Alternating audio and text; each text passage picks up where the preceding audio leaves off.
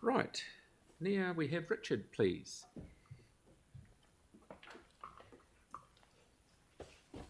Morning. Good morning, everybody. I'm going to give a submission on a discrete parcel of land in Diamond Harbour, which you would have heard a oral submission yesterday with some quite nice maps and pictures by Nancy Vance, a local resident who lives adjacent to the area. My submission is a personal submission. It's also on behalf of the Diamond Harbour Community Association. I'm on their planning committee, and I've been authorised to speak on their behalf of what they wrote to the council. And in addition, on this matter, we have the support of the local Diamond Harbour Reserves Committee. So there's a fairly unified view within the Diamond Harbour community about the future of this piece of land. I just want a slight diversion here. I want to thank the community governance staff for notifying us at a meeting which we were talking about long-term planning in Diamond Harbour of the fact that this piece of land was up for disposal. And perhaps the council staff could consider how they actually go about notifying the public of land disposals, because unless members of the public, every time an annual plan come out, scrutinise it looking for property for sale, there's nothing to actually let them know that land which is actually immediately adjacent to them or important to them as a community is being sold. Right. That's my suggestion for improvement. So coming to the piece of land itself, as Nancy would have eloquently pointed out in her submission yesterday, it is of high biodiversity in terms of the bird life. There are some weeds in there, but there are some exotic trees of some value. So therefore, it's probably not suitable for clearance from that point of view, and it's suitable for restoration. It's not suitable as a building site because of its shadiness, because of its wetness, and general enclosure. And it's, but it does have value in terms of its proximity to key community services, because it's actually adjacent to the medical centre, the community hall, the rugby club, the playing grounds. In other words, it's not an isolated piece of random land in Diamond Harbour that's just of no value in terms of the community. The community have always valued this piece of land. And to put that in perspective, within the council's district plan, it is zoned as open space community park. It's not zoned residential, it's zoned community park. In addition, we have a Stoddart Point management plan for the reserves there. This could easily be added to that. And finally, in terms of the previous council work with the community on this, in 2016, we jointly prepared a village concept plan for Diamond Harbour. A lot of effort went into that over a few years.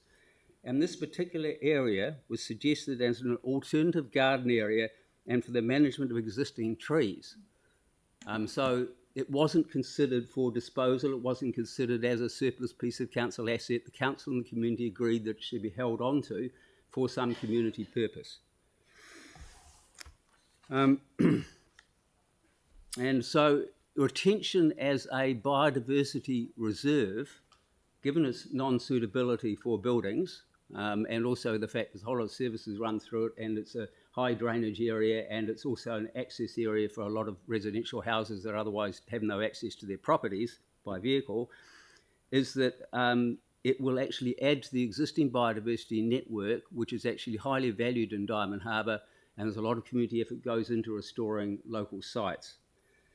So in conclusion, I'd just like to say that it should be kept, given a reserve status, it should be kept by the council, and there is quite clear commitment from local residents and other people in the community to helping with its management. Just as in other recent examples, a large amount of community effort goes into assisting with the restoration and improvement of the Morgan's Gully reserves and other reserves, Stoddart Point Reserve, and also the recent example of a piece of land on Te Rā Crescent, which the council sought once again to dispose of, but the community rallied around together, and now it is a local park, a beautiful area for people to use and appreciate, and that is actually maintained by the local community itself with, at the moment, negligible council input.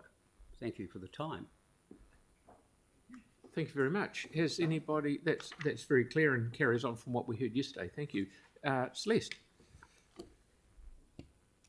Thanks, Richard. Great presentation. I just have a quick question around the process for notification. Do you have any suggestions of a useful way that we could approach that, making sure that residents in a particular area get notified? Would it be a letterbox drop, or would it be something? Probably a leaflet drop to people who are immediately adjacent to it, or some kind of notification people who are immediately adjacent. Also, if it's obviously a piece of land that may appear to be of importance to the community, putting something in the local media, Facebook page, the local Diamond Harbour Herald, for example. The property section should seek some guidance from your excellent community governance staff on these types of matters. And we've been a long history in Diamond Harbour of the property section attempting to dispose of land that is of a high importance to the community. And it's not that we're opposed to council sales of low important land. We haven't made any comment about the sale of the old post office, for example, in the village centre. Yes, it seems quite reasonable that that be sold for some future commercial purpose. But there are other pieces of land, like the land above, which you're probably familiar with now, the land above, by Bayview Road, the large area of land that it took us a number of years of campaigning against the single-minded activities of the property section to rapidly dispose of that. Now we've finally got to the point where the council is preparing a comprehensive plan for its future purpose. Thank you very much for coming in. That's very clear. Thank you. Okay, thank you for your time. Okay, is Stephen here by any chance? Thank you very much. We're running a wee bit ahead of time, but thank you for being here early, Stephen.